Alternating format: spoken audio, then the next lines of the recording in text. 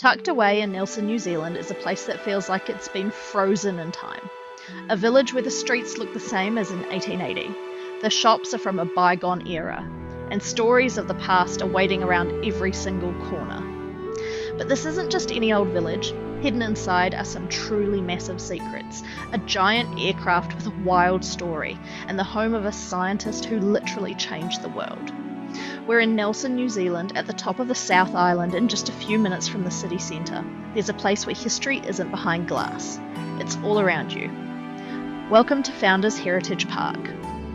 The moment you walk past the iconic windmill, you feel like you've stepped through a portal. You're not in the 21st century anymore. The park is a recreated village that brings Nelson's past to life, reflecting a period from about the 1880s to the 1930s. What makes this place feel so special is that it was born from a powerful sense of community.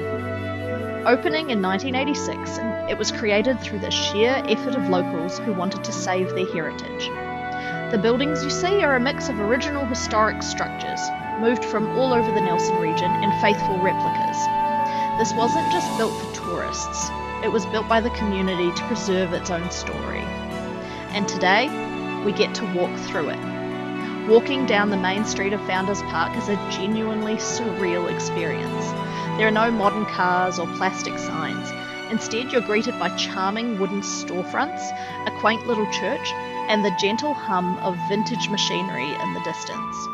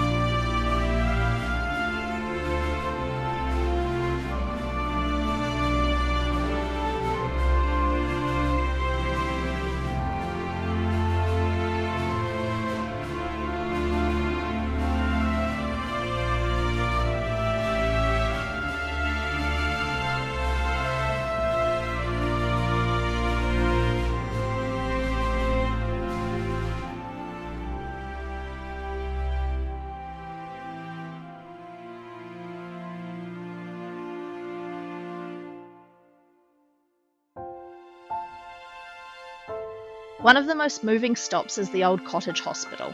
This historic building, known as Duncan House, was once a place of care for the community. When it was no longer needed, it could have been lost to time. Instead, it was donated to the park in 1983 and now stands as a quiet tribute to the history of healthcare and the spirit of charity that holds a community together.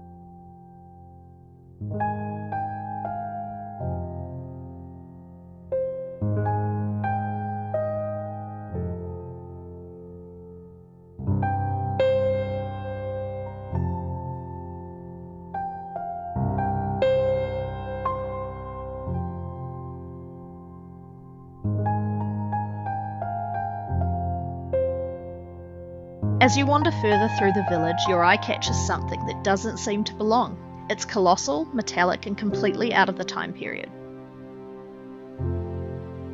Standing proudly in the transport hub is a fully grown Bristol Freighter airplane.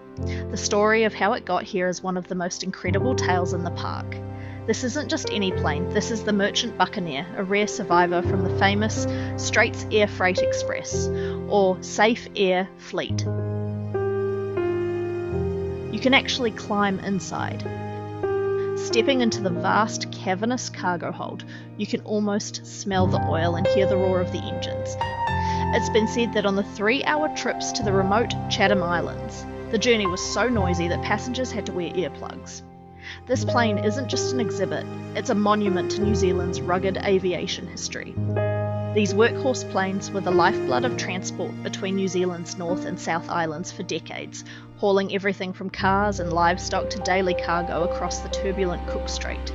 But when its flying days were over, the Merchant Buccaneer had one last, dramatic journey to make. On November 20th, 1986, it was flown from Blenheim, making a final, controlled landing on the soft coastal mud nearby.